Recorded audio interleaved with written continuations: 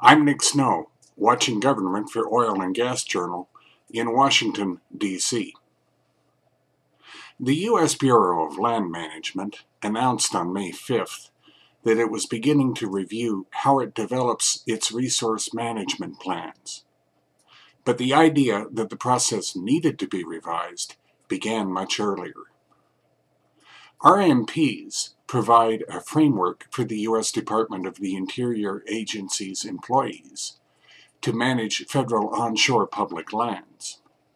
"We want to plan it more efficiently," said Joe Stout, BLM's Decision Support, Planning, and National Environmental Policy Act Division Chief.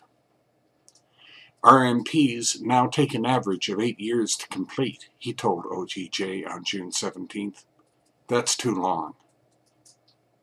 Stout said that in 2011, then BLM Director Robert V. Abbey put together a roadmap of where the agency should be in 2016 that included a more nimble planning process and litigation reduction efforts. Internal assessments tried to identify issues and ways to address them in the time since. The RMPs were last amended in 2005. Our planning process is very collaborative, but we want to hear from a lot of groups on how we can do better, Stout said. A lot of folks on the ground have good practical experience. We hope they can tell us how to be more effective. In the review it launched in May, BLM said it also aims to plan effectively across state lines and other landscapes, and clearly define boundaries for different types of decisions. It also wants to create a more durable and dynamic planning process that allows the agencies to keep plans current with amendments. Stout said 2 teams are at work.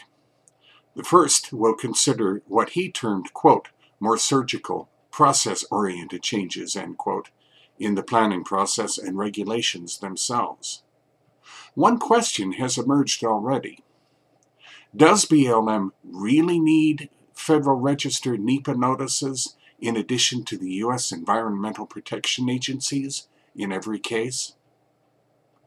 The second team, which BLM formed in early June, will develop implementation guidance for planning officials. They're working a little later than our regulation team, so they can see where the new rules are headed, Stout explained. He said MLPs are part of a 3-legged stool at BLM, which also includes regulatory consistency and parcel leasing plan reviews. "We think they can be a more effective tool," Stout said. "The aim is to allow some oil and gas leasing, but mitigate conflicts through thoughtful, upfront planning." BLM will solicit input through the summer and hopes to give information to its 2 teams by the end of August, he told OGJ. The implementation team will go to work in earnest later this fall with the goal of having handbooks updated by 2016, Stout said. That's Watching Government for this week. In Washington, I'm Nick Snow for Oil and Gas Journal.